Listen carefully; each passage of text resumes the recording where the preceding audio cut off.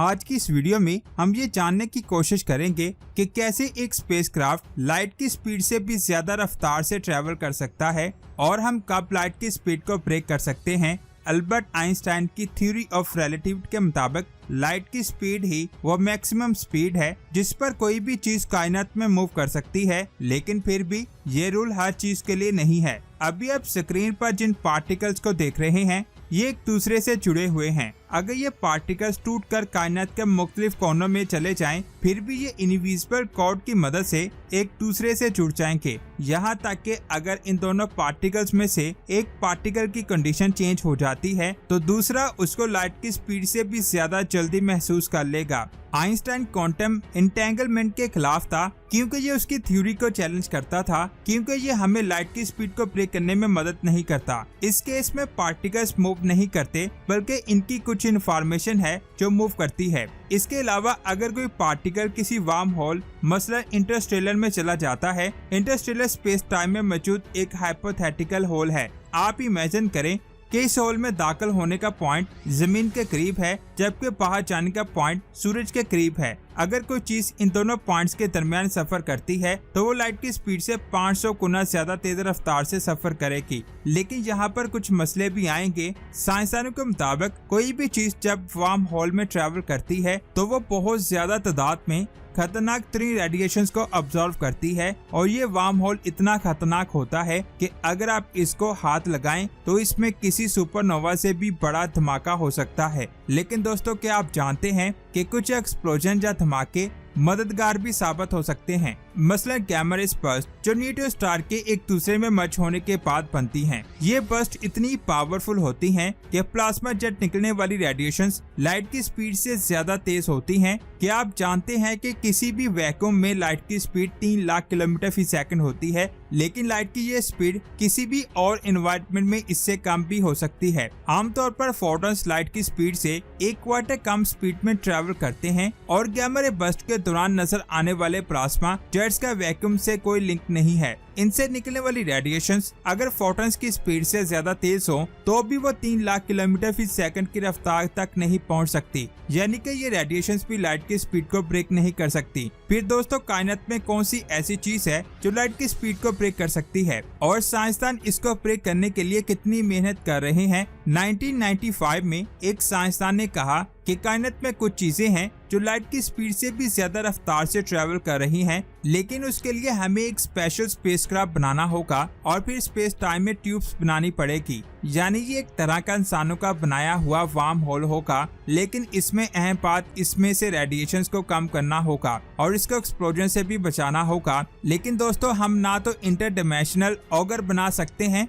और ना ही कोई ऐसा टनल बना सकते हैं जिसमें लाइट की स्पीड से ज्यादा तेजी से ट्रैवल किया जा सके। लेकिन दोस्तों, हमारे पास ऐसी कुछ रियल टेक्नोलॉजीज हैं जिसने नासा को अपनी तरफ मुतवज्जा किया है। 1994 में एक मैक्सिकन साइंसदान स्टार ट्रैक को देख रहे थे। जब लाइट बल्ब मोमेंट आया तो एंटरप्राइज स्टारशिप ने ड्राइव वार्प का इस्तेमाल किया जो स्पेस टाइम में कर्व होकर लाइट की स्पीड को ब्रेक कर सकता है। और ये कोई साइंस फिक्शन नहीं था। जमीन से बहुत दूर मौजूद कुछ गैलेक्सीज भी लाइट की स्पीड से ज्यादा रफ्तार से हमसे दूर जा रही हैं। ऐसा इसलिए नहीं है कि उन गैलेक्सी की स्पीड भी तेज है, बल्कि उनके दरमियान जो स्पेस है उस पर आइंस्टाइन की थ्योरीज अप्लाई नहीं होती। ये चीज वार्प ड्राइव स्पेसक्राफ्ट के सामने स्पेस टाइम को कम कर देती है और स्पेसशिप के पीछे इसको एक खास तरीके से एक्सपेंड कर देता है। जब प्रेशर कोई वेव पैदा करता है तो इसकी स्पीड जरूरत के मुताबिक तेज हो जाती है, जिससे ये लाइट की स्पीड को ब्रेक कर सकता है।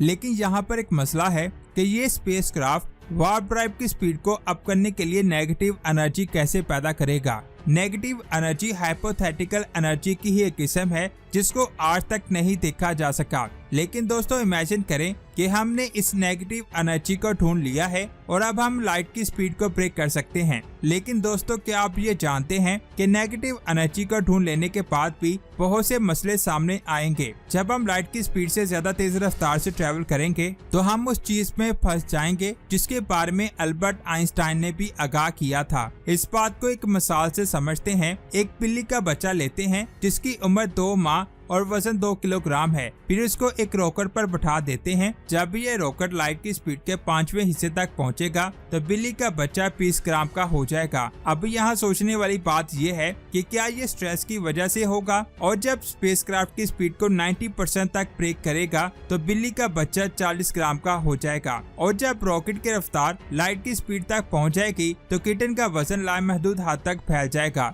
यही वो बात है जो आइंस्टाइन ने कही थी, यानी कोई भी चीज जितनी ज्यादा स्पीड से मूव करेगी उसके लिए मूव करना उतना ही मुश्किल हो जाएगा, यानी उसका मास बहुत ज्यादा हो जाएगा और इसी मास को इसका नाम दिया गया है। इसीलिए कोई भी ऐसा रॉकेट बनाना नामुमकिन है जो 2 ग्राम किटन को भी लाइट की स्पीड से मूव कर सके। लेकिन दोस्तों फिर मूवी में कैसे फ्लैश भागता हुआ जावा में बदल जाता है, इसकी सिर्फ एक ही साइंटिफिक एक्सप्लेनेशन हो सकती है। लाइट हैक से मिलिए। ये एक हीरो है जिसके पास साइंटिफिक सुपर पावर है। ये नेगेटिव एनर्जी को कंट्रोल करता है जिससे इसका वजन लाइट की स्पीड से ट्रेवल करते हुए बढ़ता नहीं है। जब ये लाइट की स्पीड के 90% हिस्से तक पहुंचता है तो लाइट हैक के लिए टाइम स्लो होना शुरू हो जाता है। ये भी आइंस्टाइन के बताए हुए एक इफेक्ट की वजह से होता है। इसके बाद लाइट हैक को दुनिया ऐसे नजर आएगी जैसे वो किसी टनल में से गुजर रहा है, और जब वो लाइट की स्पीड के 99% तक पहुंचेगा तो उसको हर चीज नजर आना बंद हो जाएगी,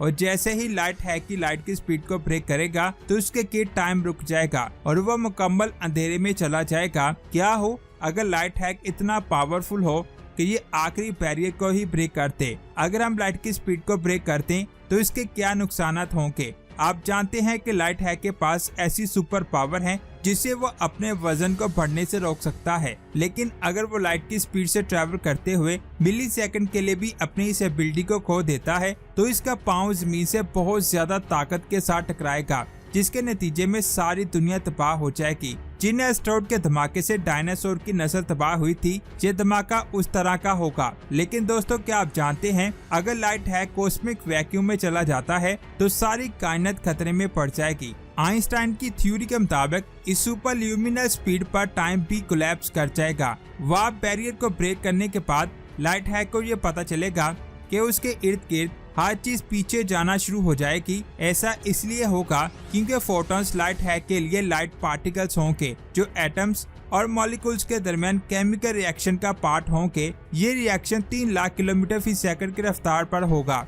जब लाइट हैक लाइट की स्पीड से ब्रेक करेगा तो उसकी स्पीड इतनी ज्यादा होगी कि वो किसी भी तरह के फोटोन से इंटरेक्ट नहीं कर सकेगा। आसान लफ्जों में वो हमारे लिए इनविजिबल हो जाएगा। लाइट की स्पीड को ब्रेक करने के बाद फोटॉन्स लाइट हैक की बॉडी में एटम्स की स्ट्राइप कर देंगे, जिसके बाद वो डस्ट क्लाउड्स में बदल जाएंगे या एक्सप्लोड कर जाएंगे। अभी यहाँ सोचने वाली बात यह है कि लाइट की स्पीड को ब्रेक करने का आइडिया इतना खतरनाक क्यों है। आइंस्टाइन के पास इसका भी जवाब है। 3 लाख किलोमीटर फी सेकंड सिर्फ लाइट की स्पीड नहीं है, बल्कि ये हमारी कायनात में होने वाली किसी भी इंटरेक्शन की स्पीड है। अगर हम इस स्पीड को ब्रेक करने की कोशिश करेंगे तो कायनात तबाह हो जाएगी। लेकिन फर्ज करें आप फिर भी स्पीड को ब्रेक करना चाहते हैं तो मल्टीवर्स थ्योरी आपकी मदद कर सकती है। वैसे आपको इसके बारे में क्या ख्याल है, नीचे कमेंट्स करके जरूर बताएं।